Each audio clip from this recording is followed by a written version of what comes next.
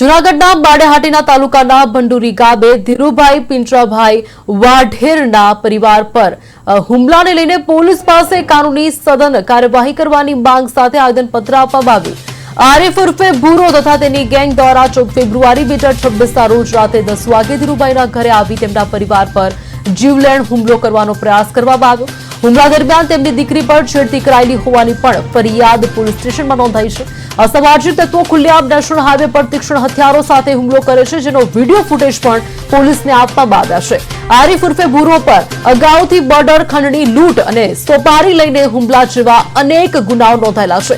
ગ્રામજનોની માંગ છે કે આ ગેંગ પર કાનૂની સંકોચોમાં કહી શકાય કે સકંજો નાખીને સરકારના કાયદા મુજબ કડક કાર્યવાહી કરવામાં આવે, જેથી બાડેહાટીના તાલુકામાં શાંતિ, સુરક્ષા અને સલામતી જળવાઈ રહે।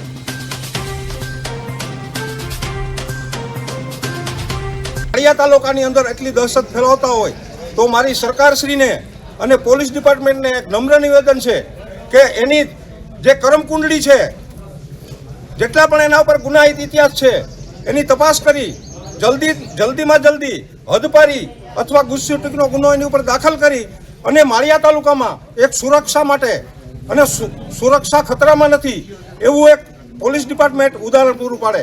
શ્રી ધીરુભાઈ વાઢેર કોળી સમાજ પ્રમુખ ભંડુરીના પરિવાર ઉપર જે સઘન કૃત્ય થયું છે, બરાબર, આપ સૌ જાણો છો, એના વિડીયો પણ વાયરલ છે કે આ અસામાજિક તત્વો નશાની ભરપૂર હાલતમાં ધોકા પાઈ પડે હુમલો કરીને જતી રહે છે, પણ આટલો સમય વીતવા છતાં પોલીસે કેમ એના ચેકઅપ નથી કર્યું? આ એક સવાલ અંદર ગામની અંદર ભય ફેલાવી રહ્યો છે। તો શું આ લોકો બધા નાટક જોઈને આ આબરૂ અને કાયદો વ્યવસ્થાની એક ઉપર પ્રશ્ન ઊભો થાય છે। અમારા ગામમાં ધર્મપ્રેમી માણસો 18 વર્ષ રહે છે અને તારીખ 14ના રોજ કોઈક આવારા તત્વો કે નશાની હાલતમાં 5 જણા ઉતરી અને બેનું દીકરીઓને એના ઘરનાઓને મારીને વયા જાય અને આજ સુધી અમારે મામલતદાર ઓફિસે અત્યારે આવવું પડે।